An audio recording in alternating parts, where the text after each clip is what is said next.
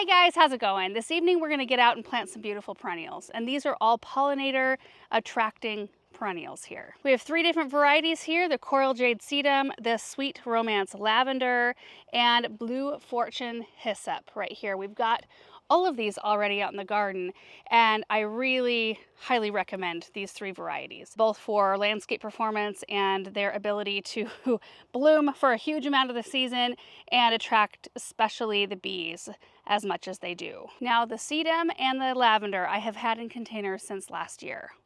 So it's a wonder that they look as good as they do, but they're, they just need to get out of their containers. I mean, these have gone through not only 1 hot summer, but 2 hot summers and a winter here. But you can see the coral jade blooms. These are so beautiful.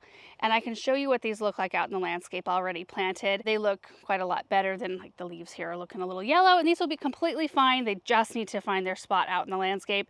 The sweet romance lavender, looking pretty good. There's some blooms here. This one grows about 12 to 18 inches tall and wide, zone 5 through 9. This one grows about 16 to 18 inches tall, and it can spread out quite far, like 28 to 30 inches, zone 3 through 9 on this one. This is a great one to leave up for the winter, for winter interest, because it's a shorter growing sedum. It doesn't tend to be as top heavy, and it holds up to snow loads, and they look so gorgeous with like a really thick frost layer on their seed heads once they're done blooming. And then the blue fortune hyssop back here is a stellar plant. It really is. Now I want to say it grows like 2 feet tall, and not as up on this one, 2 to 3 feet tall, 2 feet wide, hardy to zone 5. And I will show you what this one looks like out in the landscape. So I have the water tank attached, and I have a Douglas in my seat. Douglas, you need to move. I need to go out into the garden. Okay, what will happen if I just... Yep, okay, there you go, dude. So we actually started out this evening getting ready to plant some of the big trees that are out here that we just had delivered. And then we had an issue trying to get one of the implements attached to the tractor. So that's why I have the water tank, which will actually make it very handy to get these plants in the ground. We just kind of switched gears. We always have kind of a running list of projects, so it's never a problem to find something different to do. This is what I was going to do tomorrow anyway. So I'll just flip-flop what's going on here, I think. So long as we can get that implement on. It's the pinchers. We got the, Aaron got the auger attached just fine, and then went to go get the pinchers, and there was some issue with the connectors. Anyway, I don't really know a whole lot about that, but I do want to show you this just real quick. So Chad has started to cut in the lane. He's been working on smoothing it out. It's probably not super visible, but you can see, like, right in here where we had the wood chips, he's done this all the way around the dirt lands. And so he's going to put down the road base and gravel this week. And then we can start planting on this side as well, which is going to be so fun. That planting bed, you can see the T-post to the T-post, that's where the horse paddock will start, the pasture. So we've got this whole area to plant evergreens and trees as well. Just seeing more definition is so helpful. I'm such a visual person that I really, I gotta see it.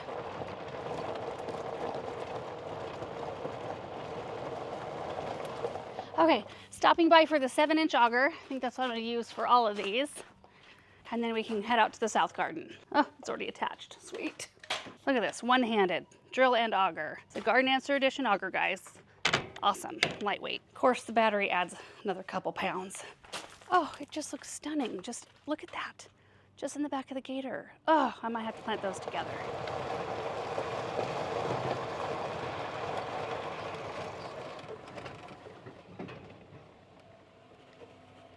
Just so pretty out here in the evening. Oh. Okay, we're coming up on some coral jade sedum. So look at those. Aren't those beautiful? And you can see what their leaves do look like when they're healthier. They're kind of a sagey green color, and I think that's such a pretty contrast, or I don't know, it just blends really nicely with this kind of smoky pink. They're just a beautiful, beautiful plant. I have one that's like, ooh, hanging on. What happened is that I let this one grow over the top of it this spring, and I didn't cut these back soon enough, and it kind of smothered it. So I'm hoping it comes back strong. The hyssop is over this direction. Oh, look at that. I love this. And then we're coming up on the view. The fountain, look at that. Beautiful. Okay, when you see this, there will be no question as to why I want more of it in the garden. Look at how gorgeous this is right here. And if we get close in on it, there's bumbles, there's honeybees, just all over.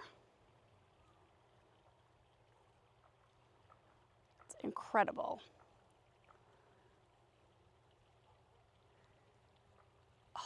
And it just blends beautifully. I think it's just got a really nice look to it. This is my only drift of this variety, so I'd like to tuck some more in down the way probably, or around the corner. So I was thinking of possibly putting it right in here, and I think the coral jade would look beautiful right below it. So right behind it would be the reminiscent coral roses, which would be a beautiful look. We've got a ginger wine 9-bark. We just planted this clump birch tree not too long ago. We planted some of the starbright campanula. It's hanging in there. We lost a one, it looks like. And then we've got the monk aster. So let's see what this looks like. Oh yeah, if we tucked some of these here and then did, these are heavy, probably why they're not doing great. They probably have too much water. And had those right below. Yep, I think so.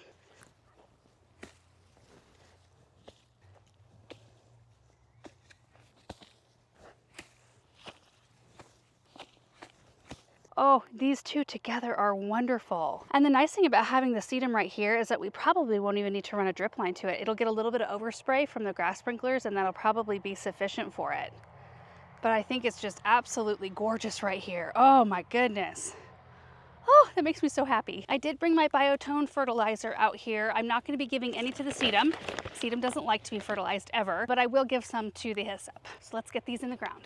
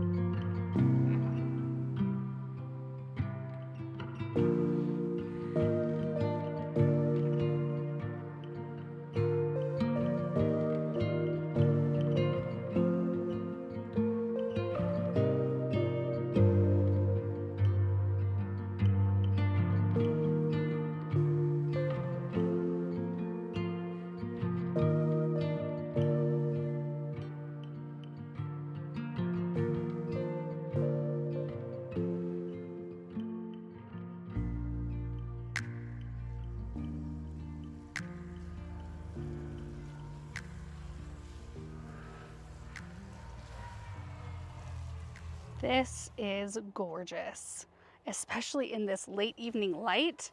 Oh, I need to get out here more and do planting in the evenings. Just, it's so beautiful. I typically plant more earlier in the day, and then at night I do like deadheading and fussing and like little projects through the garden. But boy, it's beautiful out here right now. And with those coral roses, especially as they grow a little bit, the one in the middle is doing great.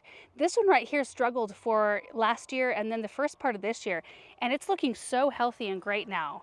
So I have every hope that it's just going to fill this whole space right in, and then all of these just already look gorgeous.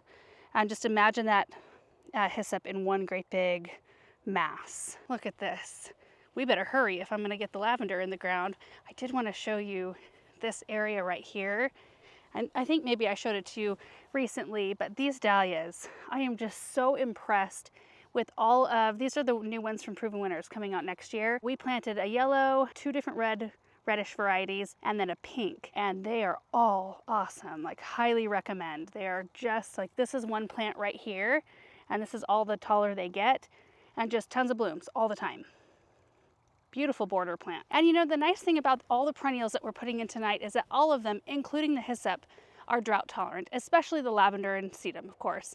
But the hyssop, once it's established, is pretty drought tolerant. So with these right here, I think I'm going to plant them much like I planted the hyssop, more in a drift rather than in a row, which is what I normally do. So I'm kind of excited about this. I think I'm going to put them in right here, but I can't back up with the trailer. So I'm going to go all the way around again.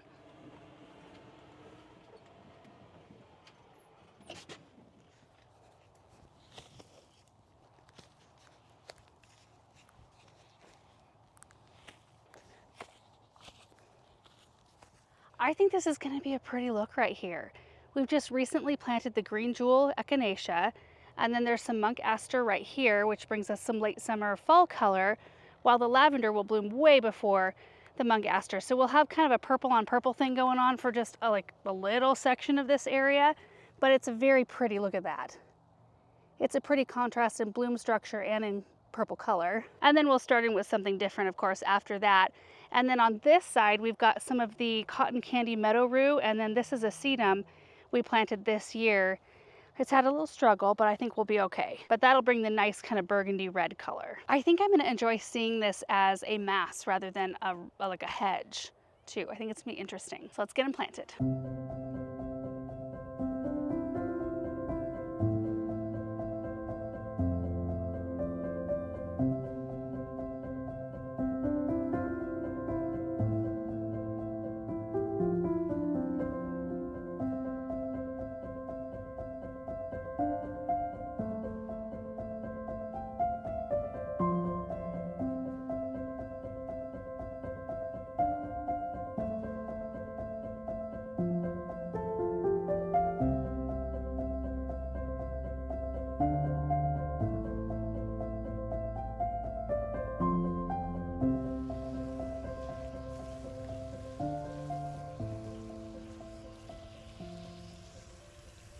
And there they are, all planted and watered in. I think they bring kind of a nice glow to this area too, that icy blue on their leaves. I think it's just a really pretty look in here, especially like in this little pocket where you've got the red and the brighter green and then that icy blue.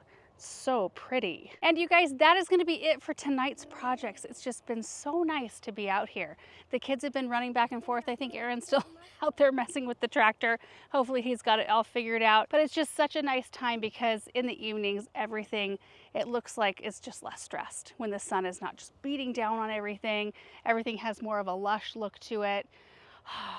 I love it. So anyway, I hope you guys enjoyed seeing where these plants went in our landscape. I'm very excited about filling up more of the holes out here. I've just so enjoyed seeing, especially the borders behind me, fill in, that I just want to keep on working on getting the rest of this space done. Oh, the mosquitoes are out, so we are going to head in. You guys getting eaten up? Yep. Let's roll. Thank you guys again for watching this video, and we will see you in the next one. Bye.